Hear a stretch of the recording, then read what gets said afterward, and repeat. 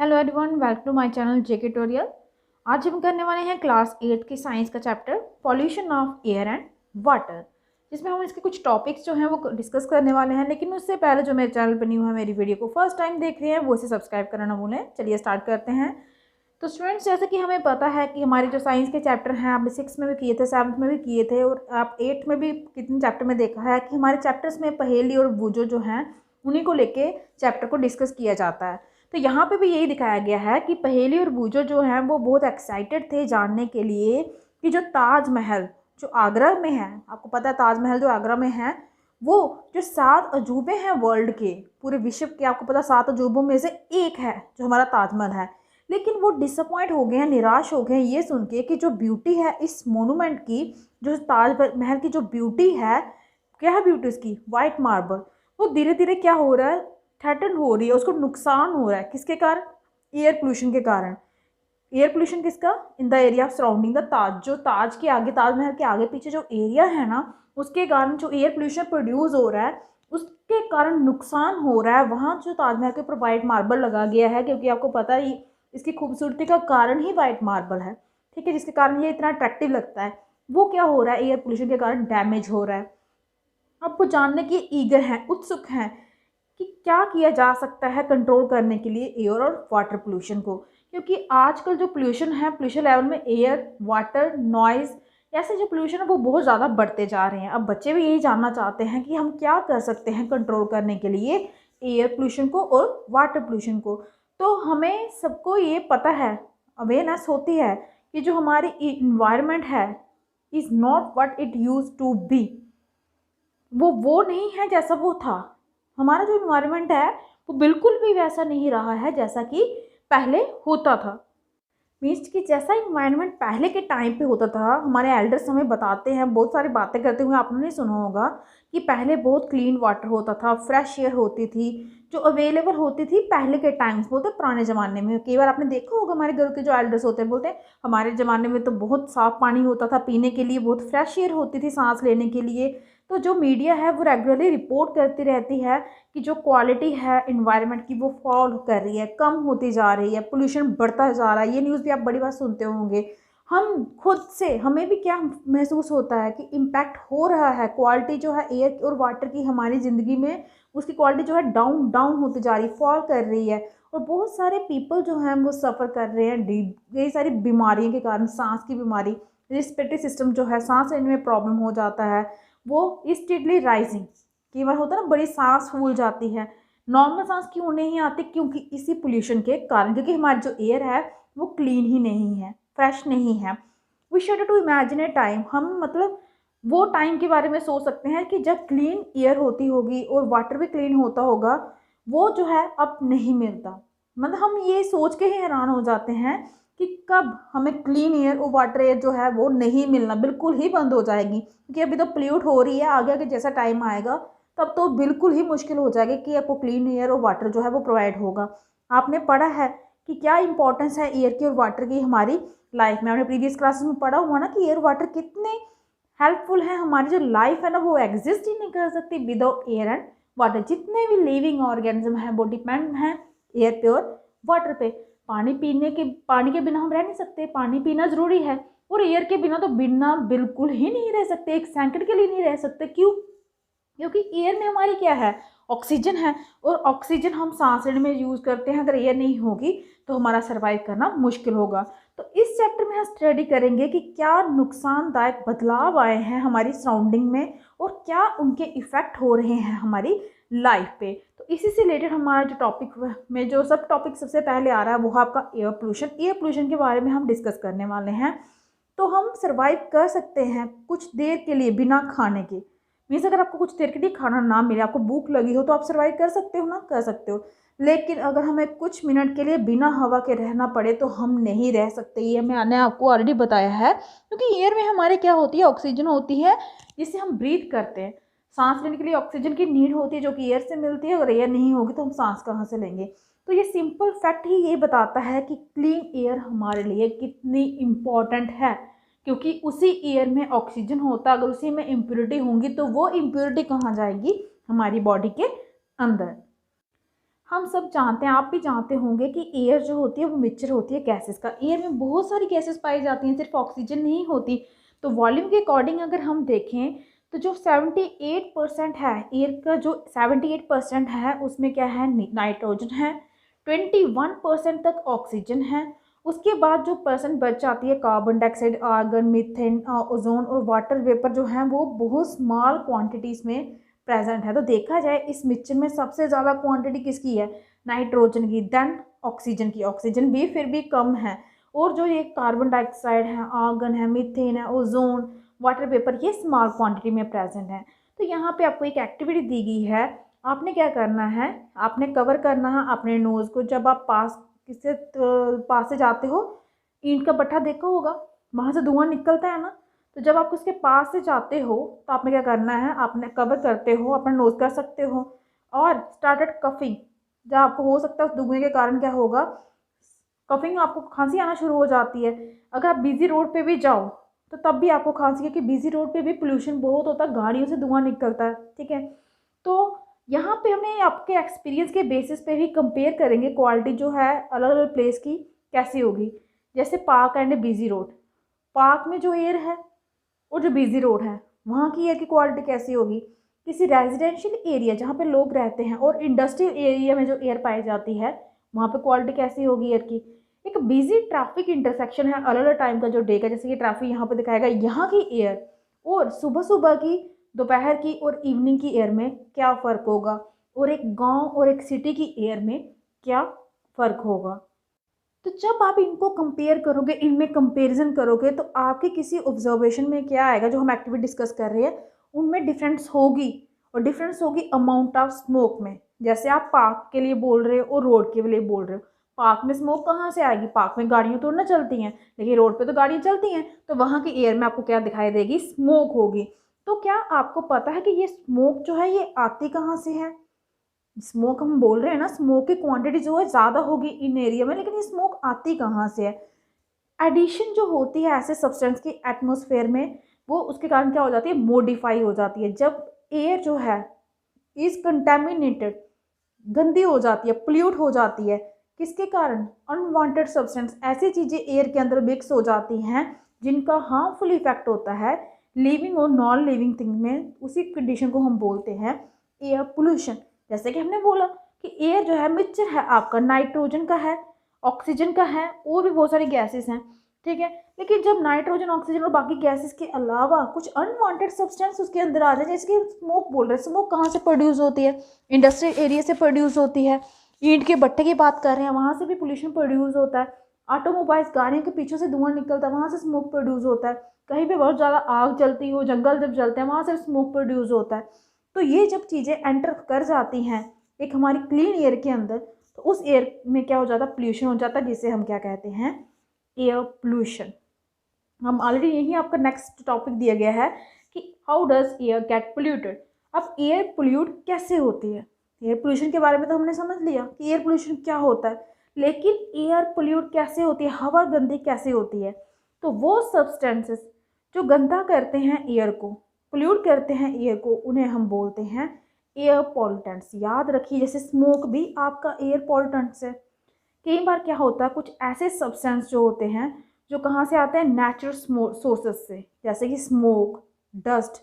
ठीक है, कहाँ से आते हैं, जंगल में आग लग गई, वोल्केनिक इरप्शंस होती हैं। तो ये चीज़ें कहाँ से आती हैं, इन्हीं चीज़ों से हमने ऑलरेडी डिस्कस कर चुके हैं। स्मोक जो है वो नेचुरली भी आती है, फॉरेस्ट में फायर लग गया, किसी ने नहीं लगाया, वोल्केनो पड़ते हैं कई बार, वहाँ से भी स्मोक प्रोड्यूस होती है। तो जो पॉल्यूटेंट्स हैं वो ऐड होते हैं एटमॉस्फेयर में, कुछ ह्यूमन एक्टिविटीज़ के कारण भी। नेचुरल एक्टिविटीज़ तो हमने देख ली, लेकिन ह्यूमन एक्टिविटीज़ के कारण भी जो है वो क्या होता है, पोल्यूट होती है एयर हमारी। और जो सोर्सेस होती हैं एयर पॉल्यूटेंट्स की, वो कौन सी हैं, आपकी फैक्ट्रीज हो गई, पावर प्लांट्स हो गए, ऑटोमोबाइल एग्जॉस्ट हो गए, बर्निंग जहाँ पे फायरवुड जलाया जाता है, डंग केक्स। ठीक है, आपने बनाया था ना गोबर के केक, घरों में जलाए जाते हैं गाँव में, उनके कारण भी क्या होता है, पोल्यूशन प्रोड्यूस होता है, एयर पोल्यूशन होता है। तो इसी से रिलेटेड आपको एक और एक्टिविटी 18.2 दी गई है। आपने रीड किया होगा न्यूज़पेपर में कि जो रिस्पिरेटरी प्रॉब्लम्स हैं बच्चों में वो दिन ब दिन बढ़ रही हैं। आप कंडक्ट करेंगे सर्वे, घरों के, अपने पड़ोस में जो घर हैं उनसे कर सकते हैं, अपने फ्रेंड से कर सकते हैं कि कितने चिल्ड्रन जो हैं वो सफरिंग कर रहे हैं रिस्पिरेटरी प्रॉब्लम, जिनको सांस लेने में प्रॉब्लम होती है। आप डिस्कस कर सकते हैं, अपने फ्रेंड से पूछ सकते हैं, आपके आस पड़ोस नेबर्स से पूछ सकते हैं। तो बहुत सारी रिस्पिरेटरी जो प्रॉब्लम्स है वो किसके कारण होती हैं, उसका रीज़न क्या होता है, एयर पोल्यूशन। चलिए कोशिश करते हैं फाइंड करने के वो सब्सटेंस या पॉल्यूटेंट जो प्रेजेंट होते हैं किसके अंदर, पोल्यूटेड एयर। हम बोल रहे हैं ना एयर पोल्यूट हो जाती है इनकी वजह से। अब पोल्यूटेड एयर के अंदर कौन कौन से सब्सटेंस जो हैं पाए जाते हैं। तो आपने कभी नोटिस किया कि कितनी जल्दी गाड़ियों के नंबर जो हैं बढ़ रहे हैं आपकी सिटीज़ में, देखा होगा। कहीं एक गाड़ी पूरे सिटी में नहीं दिखाई देती थी, आज के दौर में एक एक घर के पास दो दो तीन तीन गाड़ियाँ होती हैं। नोटिस किया होगा आपने।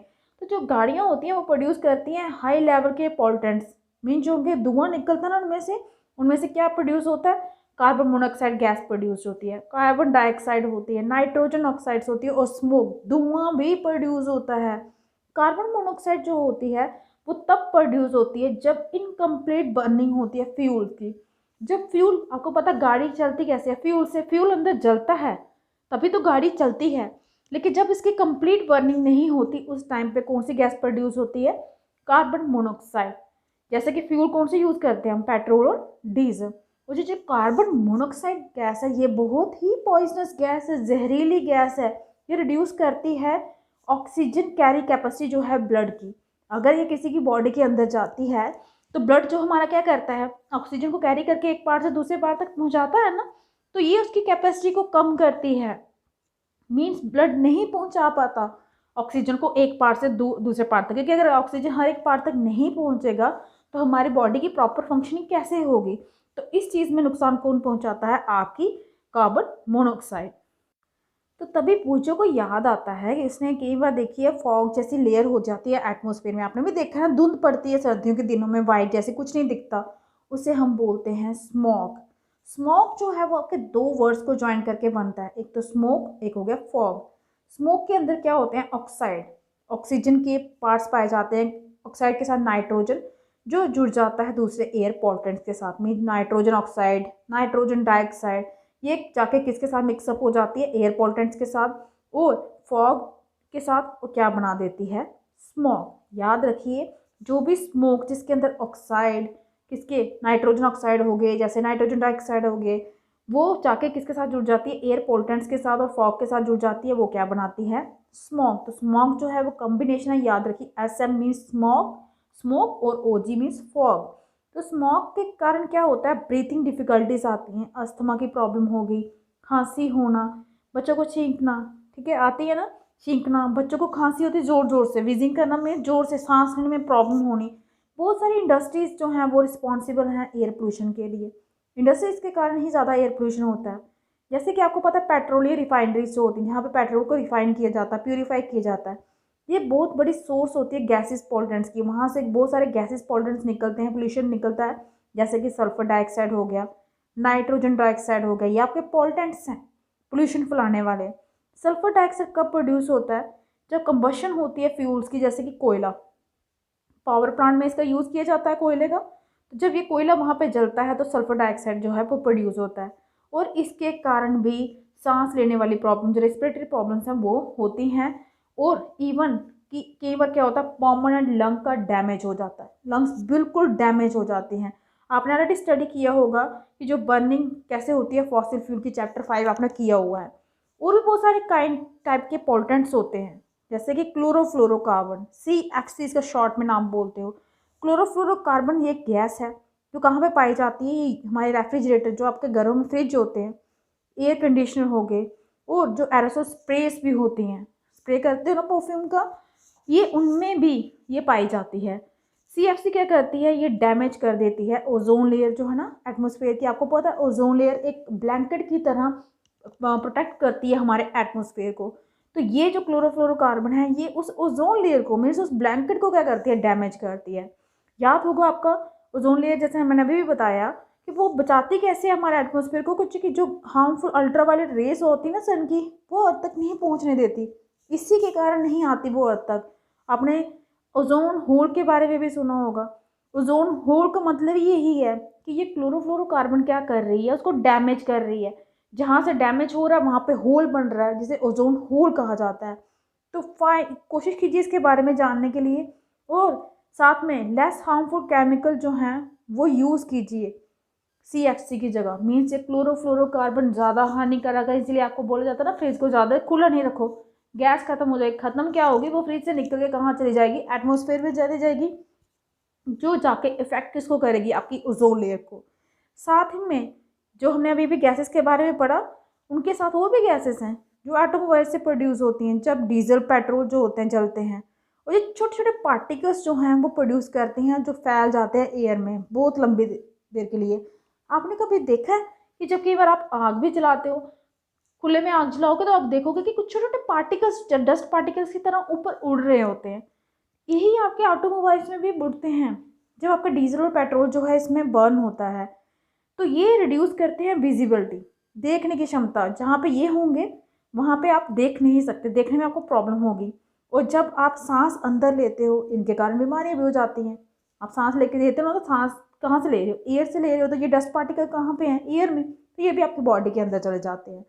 ऐसे पार्टिकल्स जो हैं ये तब भी प्रोड्यूस होते हैं जब इंडस्ट्री प्रोसेस होती है, जैसे कि स्टील बनाया जाता है, माइनिंग की जाती है, पावर प्लांट्स जो होते हैं वहाँ पे भी छोटे छोटे ऐश पार्टिकल्स जो हैं प्रोड्यूस होते हैं जो प्ल्यूट करते हैं हमारे एटमॉस्फेयर को। अब यहाँ पे आपको एक एक्टिविटी दी गई है, ये आप कर सकते हैं। आपने क्या करना है, एक टेबल बनाना है, आपको पॉल्यूटेंट्स बताने हैं कौन कौन से हैं, और जो भी डाटा यहाँ पे पूछा गया है वो आपने फिल करना है। एयर पोल्यूटेंट्स कौन सा है, कहाँ से प्रोड्यूस होता है, सोर्सेज क्या है, और उनका इफेक्ट क्या होता है। तो इसी के साथ थर्ड जो हमारा टॉपिक है वो है केस स्टडी करनी है हमने किसके बारे में, ताजमहल के बारे में, क्योंकि स्टार्टिंग से हम किसकी बात कर रहे हैं, ताजमहल की। तो पिछले पास्ट के 2 डिकेड से, मीन्स 20 सालों से, 2 डिकेड्स मीन्स पिछले 20 सालों से जो इंडिया का मोस्ट अट्रैक्टिव टूरिस्ट अट्रैक्शन जो प्लेस है ताजमहल, जो लोकेटेड कहाँ पे है, आगरा में, वो एक मैटर ऑफ कंसर्न बन गया। हर किसी का ध्यान इसी के साथ खींचा जा रहा है। क्यों कि एक्सपर्ट ने क्या किया, वार्न कर दिया है कि जो पॉल्यूटेंट्स हैं एयर के अंदर, वो इसकी कलरिंग, जो कलर वाइट कलर का मार्बल है उसको डिसकलरिंग कर रहे हैं, उसको ख़राब कर रहे हैं। तो सिर्फ लिविंग ऑर्गेनिज्म ही नहीं जो अफेक्ट होते हैं पोल्यूटेड एयर से, बल्कि नॉन लिविंग थिंग्स भी है, जैसे कि बिल्डिंग, जैसे कि भाई ताजमहल की बात चल रही है, स्टैचूज जो होते हैं, कुछ बिल्डिंग्स हो गई, मॉन्यूमेंट्स हो गए, वो भी अफेक्टेड हो रहे हैं। हम तो इससे लिविंग की बात कर रहे थे कि सांस लेने में प्रॉब्लम होती है पोल्यूशन से, लेकिन यहाँ पे तो बिल्डिंग्स मॉन्यूमेंट्स तक को भी प्रॉब्लम हो रही है एयर पोल्यूशन से, वो भी ख़राब हो रहे हैं जो इंडस्ट्री लोकेटेड है वहाँ पे। और आगरा के आगे पीछे, जैसे कि आपको पता वहाँ पे रबर प्रोसेसिंग का काम है, ऑटोमोबाइल का चलता है यार, स्पेशली मथुरा ऑयल रिफाइनरी है वहाँ पे, वही रिस्पॉन्सिबल है, वही प्रोड्यूस कर रहे हैं पॉल्यूटेंट जैसे कि सल्फर डाइऑक्साइड, नाइट्रोजन डाइऑक्साइड। और ये गैसेस जो हैं वो रिएक्ट करती हैं किसके साथ, वाटर वेपर के साथ। वाटर वेपर कहाँ पे प्रेजेंट होता है, एटमॉस्फेयर में। वो क्या बनाती हैं, सल्फ्यूरिक एसिड और नाइट्रो एसिड। जब सल्फर डाइऑक्साइड वाटर वेपर के साथ रिएक्ट करता है तो सल्फ्यूरिक एसिड बन जाता है। जब नाइट्रोजन डाइऑक्साइड जो है रिएक्ट करता है वाटर वेपर के साथ तो नाइट्रिक एसिड बन जाता है। ये एसिड जो कि ड्रॉप जब बारिश के साथ नीचे आती है तो वो बन जाती है रेन एसिडिक। अब एसिड है, रेन नहीं गिर रही है, रेन के साथ एसिड भी गिर रहा है, इसी को एसिड रेन कहा जाता है। और ये एसिड रेन जो है ना क्रोड कर रही है, खुरेद रही है धीरे धीरे जो मार्बल है किसका, मॉन्यूमेंट का। कौन सी मॉन्यूमेंट का, ताजमहल का। और ये जो फिनोमेना, जो प्रोसेस है, इसको क्या कहते हैं, मार्बल कैंसर। क्योंकि ख़राब क्या हो रहा है, इफेक्ट किसको हो रहा है, मार्बल को। और जो सस्पेंडेड पार्टिकुलर मैटर हैं जैसे कि सूट, छोटे छोटे पार्टिकल्स आपने देखा होगा जो कहाँ से निकलते हैं, मथुरा ऑयल रिफाइनरी से, वो भी कंट्रीब्यूट करते हैं। उनके कारण भी जो मार्बल वाइट कलर का था वो येलो येलो हो रहा है। और सुप्रीम कोर्ट ने क्या किया, उन्होंने कुछ स्टेप लिए हैं सेव करने के लिए किसको, ताजमहल को। ये देख रहे होंगे आपको ताजमहल दिखाई दे रहा है यहाँ पे पिक्चर में। उन्होंने ऑर्डर किया है इंडस्ट्री को कि वो क्या करें, जो भी फ्यूल्स हैं यूज़ कर रहे हैं, क्लीनर फ्यूल यूज़ करें। जैसे कि आपकी CNG, ये दिल्ली में भी ये CNG गैस यूज़ की जाती है। CNG means compressed natural gas, और LPG लिक्विफाइड पेट्रोलियम गैस, इनका यूज़ करें ताकि पोल्यूशन जो है कम है, क्योंकि यही चीज़ें हैं जो गैस प्रोड्यूस नहीं करती। अब CNG के बारे में तो आपको इतना पता नहीं होगा, ये ऑटोमोबाइल्स में यूज़ किया जाता है, लेकिन LPG तो आप घरों में यूज़ करते हैं, आप गैस यूज़ करते हैं। आग जलाने की बजाय गैस जो है वो कोई पोल्यूशन आपको प्रोड्यूस नहीं करती, आग से बहुत सारा पोल्यूशन जो होता है वो प्रोड्यूस होता है।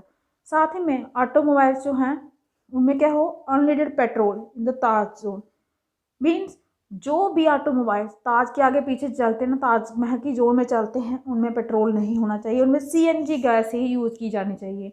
डिस्कस कीजिए अपने एल्डर्स के साथ और देखिए कि वो क्या कहते हैं किसी कंडीशन के बारे में, ताज के बारे में, कि 20 से 30 साल पहले ताज देखने में कैसा था, और पिक्चर बनाने की कोशिश कीजिए ताजमहल की अपने स्क्रैप बुक पे।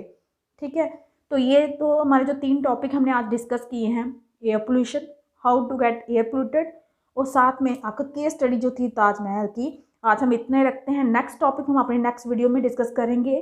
अगर आपको मेरी वीडियो अच्छी लगी हो तो प्लीज़ इसे लाइक कीजिए, शेयर कीजिए, चैनल को सब्सक्राइब कीजिए, ताकि आपको जो मेरी लेटेस्ट वीडियो है वो टाइम टाइम मिलते रहे। आज के लिए इतना ही। Thank you.